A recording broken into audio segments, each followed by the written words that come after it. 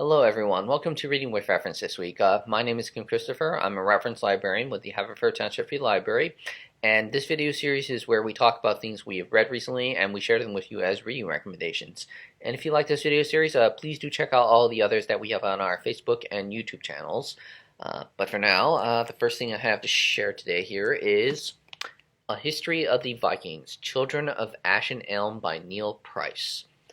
And this is a nonfiction book I would highly recommend for fans of history books where the author just goes into detail over everything you might possibly want to know about something, a subject, or in this case the Vikings, where they disprove all those myths and stereotypes we have about history, where, for example, Neil Price, whenever you think of Vikings, there's this very thin line between fact and fiction where we think that Vikings, were dirty barbarians who raided all these places and wore these helmets with horns on them that made them look sort of fierce, intimidating, almost demonic perhaps, but in reality, they were actually very clean, hygienic, kept themselves very presentable even going into battle, and they never ever wore helmets with horns on them at all.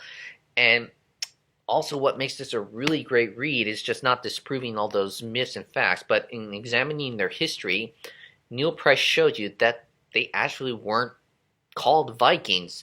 Vikings, again, is just this sort of modern-day conception we got from the writings of the people who interacted with the people, and also the countries where they invaded, or did their pirating, that is, and perhaps they did have a word for themselves, but that word has been lost to time because there's nothing written in stone or the like that says we are the so forth people. Again, it just comes from all the people that they interacted with throughout history.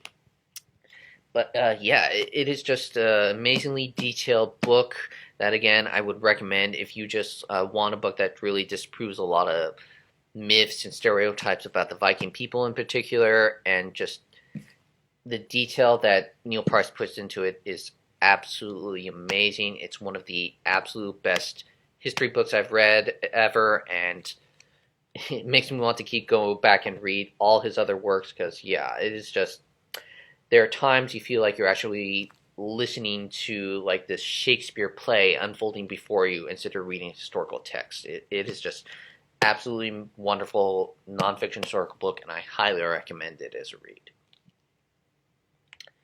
And then to sort of, in some ways, complement Neil Price's book, the second recommendation I have is Neil Gaiman's Norse Mythology. And complementing it in regards to that, Neil Price, he primarily goes over the history, or known history, of the Viking people, and touches on their mythology in regards to showing how they believe their people in the world came to be. And Neil Gaiman's Norse Mythology, he just compiles the known, or most interesting, as he says in his introduction, of the Norse myths, as a lot of them have been lost to time, but in his very short, almost 300-page book, the myths, they're very enlightening, and that's why I would recommend reading it by itself or in conjunction with Neil Price's book, as, again, there's that thin line between fact and fiction, where our image of the Norse god myths or the Viking gods, they come from like movies, television, and most famously Marvel Comics, Stan Lee's Thor, that they're depicted as, noble gods that protected humanity from all sorts of threats and the like, but in reality, while they are noble in their own rights, Neil Gaiman's Norse mythology shows that they're actually very cruel, petty, and greedy, just as like human beings are. They're flawed, where they'll stab you in the back to get what they want. They'll kill all their opponents without trying to negotiate peace. They're vain about their looks. Everything about them, they're just very flawed, just like human beings are. And you can really see the human influences in the Norse mythology, where this is something, obviously, that Stan Lee could never tell in the 1960s when he created his Thor comic, or even today on the big screen or small screen, that is, that the original Norse myths were sort of very crude, where in describing the origin of mead, the Viking alcoholic beverage, Odin stole it, and in the form of an eagle, after he fled away from who he stole it from, without spoiling anything, he vomited it up into a cauldron for his fellow gods to drink, and eventually human beings. So essentially, you're drinking vomit, and then also just the god Loki. Again, it's not something Stan Lee could have probably covered in his comics at the time, but Loki's gender in Norse mythology is sort of uncertain in a way. I mean, he's depicted as male, but he could shape change into someone of the opposite gender, or he could become an entirely different member of another species.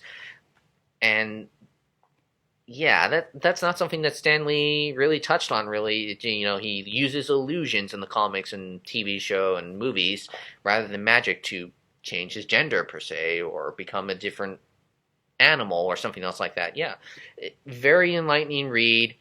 The book itself, it also reads very quickly, and Neil Gaiman, he doesn't try and do it in a sort of entertaining light, like changing the words to make them sound like old English or something else like that. Just reads like any regular book, but mostly it's very enlightening just to read about the gods of Norse mythology and see just really how flawed they were. And again, you can just read it by yourself, or you read it to complement a book like Children of Ash and Elm, Neil Price's book. And yeah, I would highly recommend reading this just to understand something about the Norse gods, because again, we just have all these fictional stories about them that just twist what they really are. And until you actually read this book or read any of the other Norse myths, yeah, you really don't get an understanding or feeling for Norse mythology. But yeah, very entertaining read and enlightening.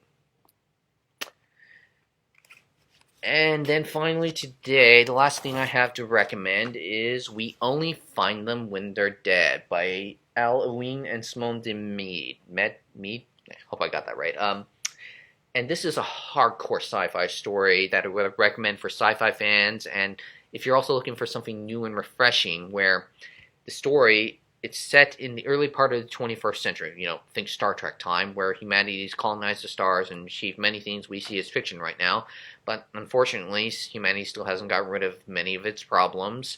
And some unfortunately, and at the same time unfortunately, a solution has appeared where, almost like clockwork, and in a certain region of space, after the chime of 8 bell tolls, a rip, you could say, forms in space, and out of it come gods. Or at least the people of this story think they're gods, as they're sort of giant, majestic beings the size of a small moon or a planet, but they're always dead when they find them, when they come out of this rip. And, well, humanity, with all its problems, doesn't care, because in this case they're low on food, and so they begin to harvest the gods for their meat and other various resources. And amidst all this scrambling to harvest all the meat and everything, and one crew, however, is tired of that. Their captain, Malik, he's experienced many losses and tragedy on the job, and his crew is also fed up with the corporations that oversee their work, and they have to pay all these taxes and fines to them. He and his crew are determined to make something of their life, to do something meaningful. In this case, to find an actual living god, and perhaps to converse with them, to find out why they're here. And yes, it's a hardcore sci-fi story, like I said, new and refreshing, but also just stellar. Other than the stellar storytelling, the artwork is just absolutely amazing. There's little to no pencil work, just enough to sort of accentuate people and things, but the coloring is just so amazing in this graphic novel series that instead of it being, like you're reading a graphic novel, it's like this movie unfolding, this Hollywood cinematic movie unfolding before you on the big screen, and you can't peel yourself away from it. It's just, it's hard to put into words, even just showing these pictures here, just how amazing Ewing and I still can't get the name, just how amazing of a work they did on this graphic novel series. And sadly, of course, being science fiction, they left it on a cliffhanger, so we'll have to wait until Volume 2 to see how things unfold without spoiling anything there. But yeah, I highly recommend this for fans of science fiction, and just for the artwork alone I'll keep reading it just to see this beautiful, gorgeous artwork. And that's all I have for recommendations today. And until we see each other again, please know the library is open. Our hours currently are Monday through Wednesday, 10 to 9 p.m., and Thursday, 10 to 6 p.m., and Friday, Saturday, 10 to 5 p.m. We have 5 of our computer terminals open for you to use. You have 2 hours use on it. You can come in, use once available, use your library card or the library pass to sign on, or you can call ahead, reserve one, and use our printers and other services there. You can also browse our collections, check items out. We do ask that you return them, if you're returning items, to return them in the bins out front, but you can also return them at the drops at the Y and the Crack at the time, right now that is. And also, we do still have our Contact Us curbside pickup request ready still to use. If you don't feel like coming into the library yet, you can just go onto the library page, fill out that form. We'll call you when they're ready for pickup, and you can call back to arrange a time to come pick them up. We'll leave them in the parking lot for you to grab.